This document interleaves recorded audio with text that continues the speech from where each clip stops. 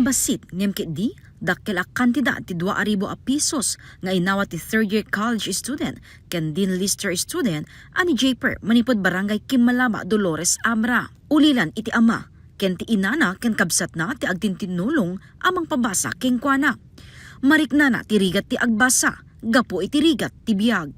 I already experienced having a problem when it comes to financial. So, dakkel nga problema talaga ti panagbasa no awan ti kwarta. Especially now nga third year na kon, thesis kami pa yun. Ado ti bayadan di eskwela for the thesis and the other payments pa ma'am. Kat marigatan nak talaga. Kaslat ta ma'am nakalkalpas lang ti enrollment. Ada ti hangko pala na settle nga bayadak jay eskwela. Sa nga gasot ti balon na itinaldaw kani bilang naadakkel at tulong ti inawat na 2,000 a pesos nga educational assistance para iti arapaap na nga agbalin a mestro. Hanak pa nga reklamo di 100 pesos nga allowance ko per day yun eh. 2K okay na yun. More than enough na po yun eh. So para kanyak di 2K ma'am talagan dakkel nga tulungan. I am so thankful for this educational assistance ma'am nga inaplayak nga awatak ita. So dakkel talagan ma'am.